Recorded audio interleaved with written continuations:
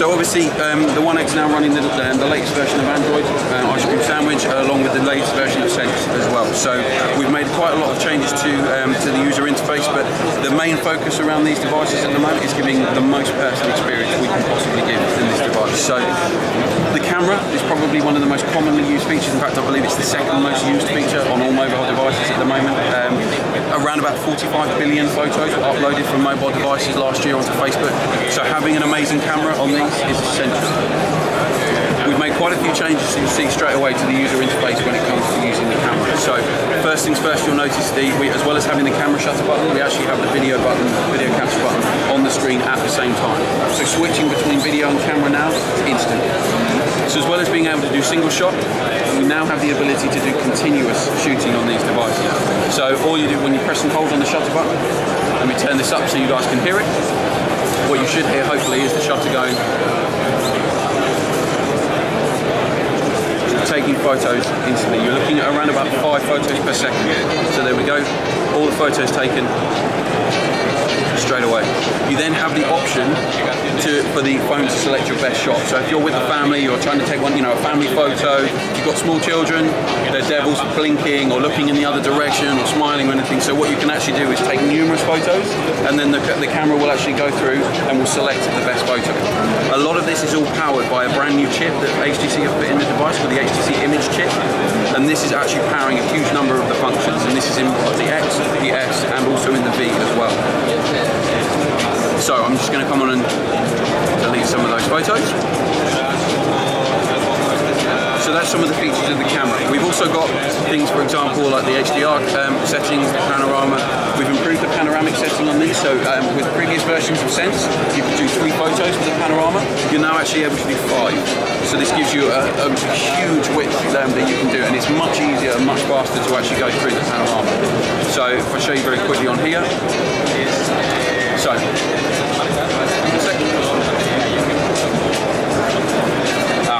bear with me.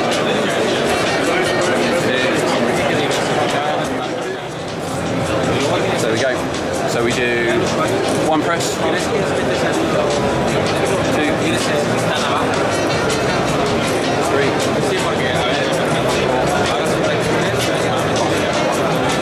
straight away. Then what it'll do is put all the photos together.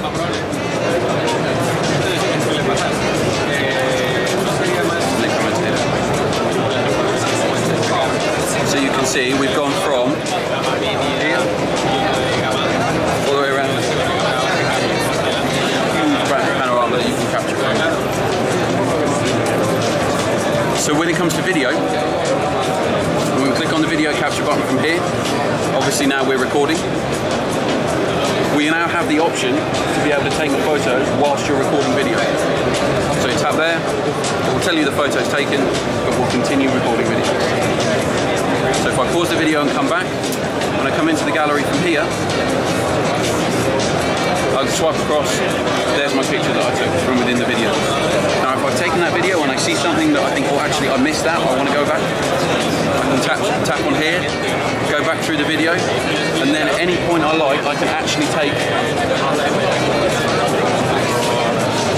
a photo from within there. So you can actually take that. So if I now come back out, I have the video, and there's my photo that I took from the video as well. So not only while you're recording, but also while you're reviewing any video that you've taken, you can be able to snap images from it.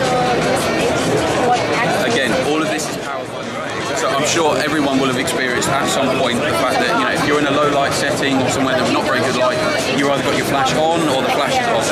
And that, if the flash is off, then you don't get such great photos. If the flash is on, you can be very overexposed, very bright.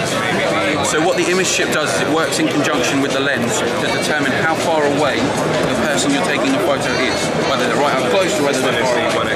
What it will then do is it will adjust how strong the flash is based on how where they are. So if they're right up close, very, very soft, very low levels of flash. If they're further away, much stronger.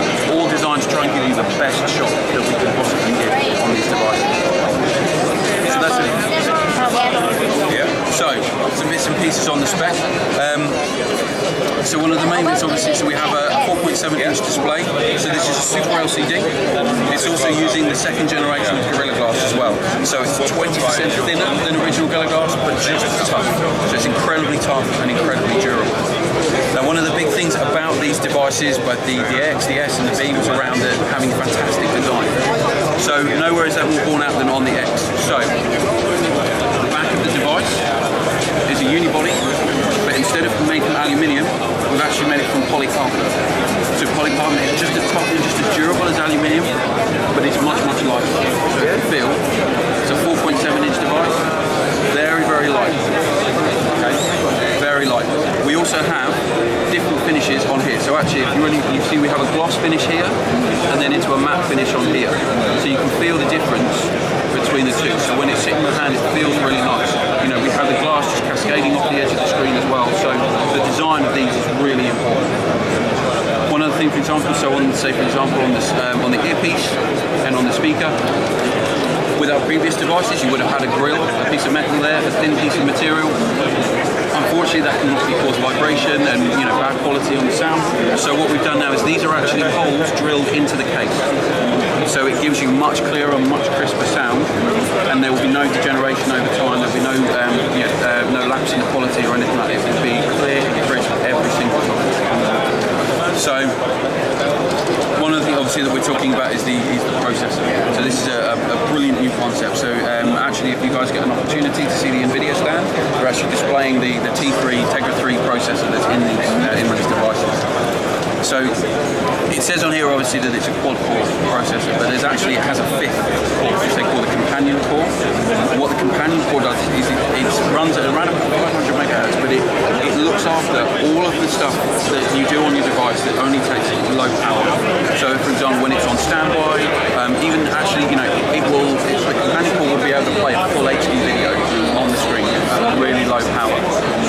When the phone's needed, when the other four cores